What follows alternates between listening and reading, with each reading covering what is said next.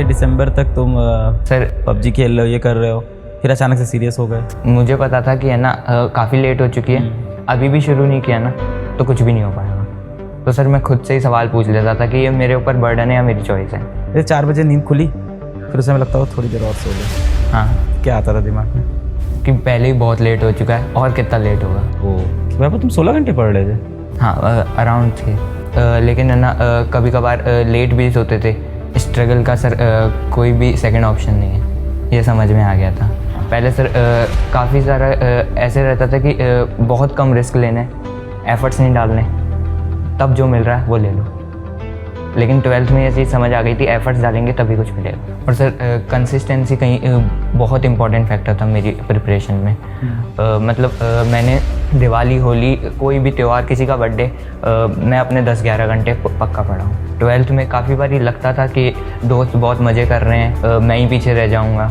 एक बात समझ में आ गई थी, वो उड़ रहे हैं, उड़ने दीजिए, हमारा टाइम आएगा, उड़ा देंगे। क्या बात है, ये आपसे। जय हिंद, मेरा नाम है अलख पांडे और आज मेरे साथ है नीट 2023 के टॉपर वैभव गोलानी।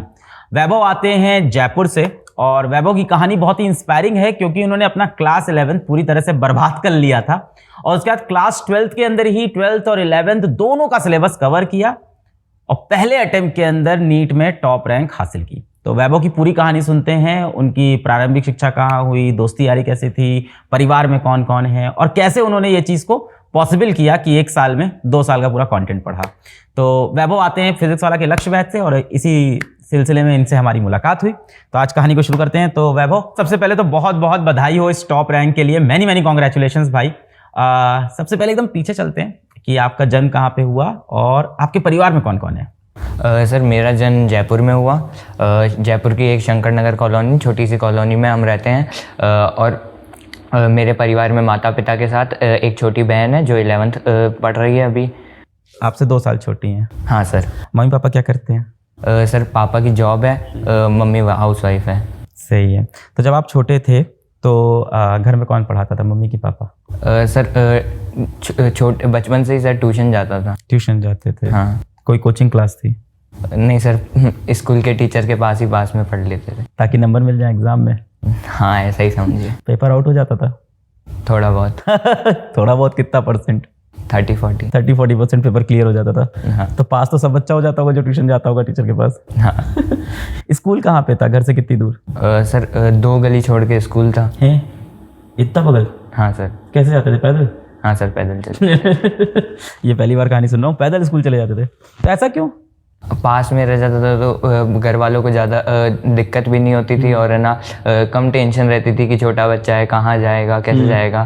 तो इसलिए वहीं पे पहले एडमिशन करा दिया था, फिर वहीं पे पूरी पढ़ाई कर ली। स्कूल की लाइफ के बारे में बताओ। क्लास 1, 2, 3, 4 में कैसे दोस्त यार थे, कैसे टीचर्स थे? सर ट्यूशन कहाँ जाते थे? सर मौज मस्ती भी खूब करते थे, दोस्तों के साथ काफ़ी खेलते थे और क्लास के टॉपर भी रह जाते थे। सर जैसे ही एग्जाम्स आते थे रट लेते थे, याद करके सब कुछ उधर उल्टी करके आ जाते थे। उल्टी करके आ जाते थे?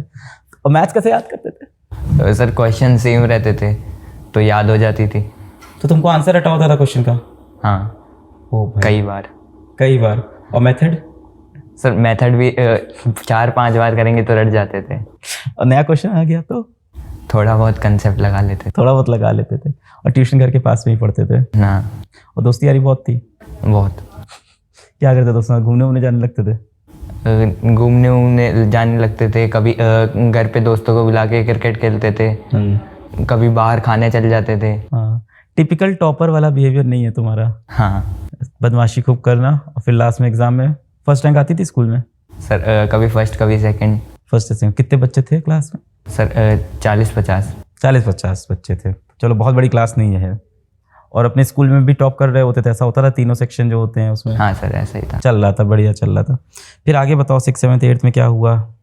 सर इसी तरह 6th, 7th, 8th भी चलती जा रही थी। सर जो मेजर चेंज आया वो 10th में आया। 10th में एक्चुअली कोविड आ गया तो सब कुछ है ना ऑफलाइन बंद हो गया, सब कुछ ऑनलाइन पे शिफ्ट हो गया। ऑनलाइन क्लासेस शुरू हो गई तो सर स्कूल की? हाँ। तो सर ट्यूशन बंद हो गया था क्योंकि ऑफलाइन हो नहीं सकता था।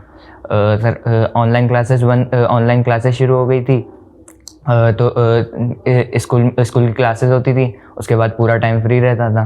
तो सर जो डिस्ट्रैक्शंस की तरफ अट्रैक्शन थोड़ा बढ़ गया था। डिस्ट्रैक्शन की तरफ अट्रैक्शन, क्या लाइन है? तो कहाँ फंस गए थे? सर मतलब गेमिंग में बहुत ज़्यादा चले गए थे। अलग अलग गेम्स खेलना, पबजी काफ़ी टाइम स्पेंड करने लगे थे। और कौन सा game? Sir clash of clans, free fire तो बहुत खेलते थे? हाँ सर, काफ़ी टाइम स्पेंड करते थे। एक दिन का कितना? 1-2 घंटा, 3 घंटा? कभी 5-6, कभी 6-7, ज़्यादा हो 6 जाता घंटा था। गेम खेल रहे थे? सर कुछ करने को ही नहीं था। चश्मे तभी लगे? नहीं, उससे पहले से था। पक्का ना? हाँ सर पक्का। तो पापा लोग नहीं डांट रहे थे इतना गेम खेल रहे थे? सर क्या बोलते, पढ़ाई बहुत कम हो गई थी। स्कूल में भी ना सही से पढ़ाया जा रहा था। सबको उम्मीद थी कि जल्द से जल्द स्कूल खुले तब पढ़ाई होगी। तो ऑनलाइन गेम क्या एकदम तुमको लत टाइप की लग गई थी? सर लत तो नहीं, फ्री टाइम था तो और कुछ करने को भी नहीं था। फ्री कैसे हो सकता है पढ़ाई? सर ऐसा लग रहा था समर वेकेशन थोड़े एक्सटेंड हो गए हैं। समर वेकेशन थोड़े एक्सटेंड। सर उसी तरह का लग रहा था और समर वेकेशन में तो खूब मौज मस्ती करते थे, तो वैसा ही मौज मस्ती वाला माहौल हो गया। तो गेम वगैरह में तो एकदम स्ट्रांग हो गए होगे, जीतते होगे? हाँ। तो पबजी में एकदम खतरनाक। तो कैसे ये स्कूल के दोस्तों के साथ पबजी होता था? कभी उनके साथ, कभी अकेले। रात भी खेलते थे? नहीं, रात को नहीं, इतना ज़्यादा नहीं, दिन में। और क्या डिस्ट्रैक्शन है गेम्स के सिवा? यूट्यूब पे एंटरटेनमेंट वीडियोस, गेमिंग वीडियोस बहुत ज़्यादा हो गई थी। Entertainment videos? तो कहीं बीच में कोई पढ़ाई का वीडियो नहीं चलाता था कि पढ़ ले भाई? सर चलाते थे तो देखते थे बस, ऑनलाइन वर्सेस ऑफलाइन। हाँ। देख के छोड़ देते थे कि अच्छा है ऑनलाइन वर्सेस ऑफलाइन, मैं चला पबजी खेलने। सर ऐसा ही था। पढ़ाई वाले वीडियोस नहीं देख रहे थे 10th में? सर कभी है ना ऑनलाइन गए नहीं थे, क्योंकि सब कुछ ऑफलाइन पढ़ाई हो रही थी पास के स्कूल में। फीड के अंदर फिजिक्स वाला वीडियो नहीं आने लग जाते थे कहीं कि पढ़ ले यार? नहीं सर। और किसी एजुकेशनल यूट्यूबर के देखे ही नहीं थे तो सर कैसे रिकमेंड करेंगे? क्या बात है, इग्नोर। फिर यूट्यूब पे एंटरटेनमेंट वीडियोस देख रहे हो? हाँ। सब इसी तरह से फिर जो 10th थी वो तो निकल गई। 10th में भी टॉप कर लिए? सर 10th में प्रमोट हो गए 98% के साथ। बोर्ड नहीं हुआ? हाँ नहीं हुआ। होता तो टॉप कर जाते? रट के कर जाते, भरोसा था। हाँ। खुशी हुई थी बोर्ड कैंसिल होने पे? हाँ 98 आ गई थी। 98 आ गए, 9th के नंबर कॉपी हो गए? हाँ ऐसे ही हो रहा था ना? हाँ, कैसे हो रहा था? सर 9th के नंबर और स्कूल की तरफ से। स्कूल में अच्छी मस्ती हमेशा टॉप करते थे? हाँ सर। और बोर्ड हो जाता तो? बोर्ड हो जाता आ जाती। हाँ। फिर क्या हुआ? 10th पास हुए फिर? सर 10th के उस स्कूल वही चल रहा है? हाँ स्कूल सेम ही था, ऐसा चेंज करने का भी नहीं? नहीं। ठीक है। फिर 11th। ये राजस्थान बोर्ड का स्कूल है? हाँ। ओके। किताबें इंग्लिश में? हाँ। ठीक है। फिजिक्स सब इंग्लिश में? हाँ। पर एनसीईआरटी नहीं है? एनसीईआरटी 11th में शुरू हुई थी। 11th में स्टार्ट कर दी, 10th तक नहीं थी? हाँ। ठीक है। सर 11th शुरू हुई, 11th भी वही लॉकडाउन था।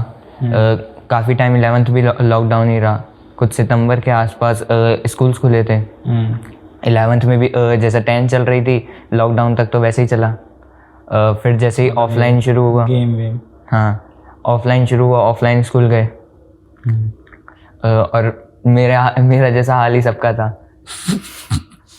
या मुझसे भी बदतर। एक्चुअली सब 10th फेल होके आए थे 11th में? हाँ प्रमोट होकर वही फेल होकर। हाँ सर। बोर्ड तो हुआ नहीं था, सब पहुंच गए। तो सर सब उसी तरह का माहौल था।